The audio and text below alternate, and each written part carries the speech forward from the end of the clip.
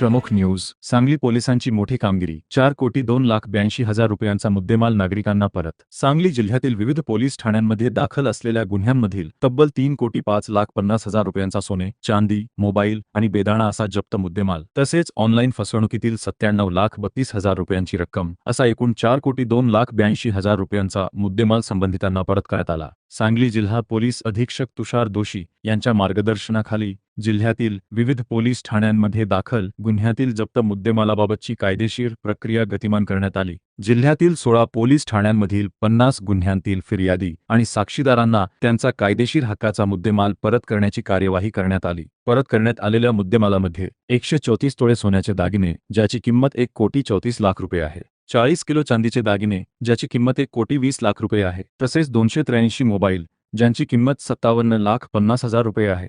Online फसवणुकीतील 97,32,000 रुपयांची रक्कम संबंधितांना परत करण्यात आली. याशिवाय 1,430 किलो बेदाणा ज्याची किंमत 73,48,000 रुपये आहे, तोही संबंधितांना परत करण्यात आला. या कार्यवाहीमुळे गुन्ह्यांमध्ये जप्त करण्यात आलेल्या मुद्देमालाची सुरक्षितता आणि योग्य व्यवस्थापन सुनिश्चित होण्याबरोबरच नागरिकांना त्यांचा कायदेशीर हक्काचा मुद्देमाल वेळेत परत मिळण्यास मोठी मदत झाली आहे. विशेष पोलीस महानिरीक्षक कोल्हापूर परीक्षेत रंजनकुमार शर्मा, जिल्हा पोलीस अधीक्षक तुषार दोशी आणि अपर पोलीस अधीक्षक कल्पना बारेकर यांच्या मार्गदर्शनाखाली ही कार्यवाही करण्यात आली. कायदेशीर प्रक्रिया पूर्ण करून संबंधित गुन्ह्यांतील फिर्यादी आणि साक्षीदारांना त्यांचा मौल्यवान मुद्देमाल परत करण्यात आल्याने नागरिकांकडून पोलिसांच्या या कार्यवाहीचे कौतुक होत आहे. झालेलं आहे त्याबद्दल काय सांगाल? गुन्हा घडण्यापूर्वीच ताब्यात घेतले गेले एक सुद्धा उपचार आहे. हे अतिशय जे आहे ते चांगली कामगिरी झालेली आहे. आपला SP तुषार दोशी साहेबांचे मार्गदर्शनाखाली आपले लोकल क्राईम ब्रांचने चांगली कामगिरी केलेली आहे.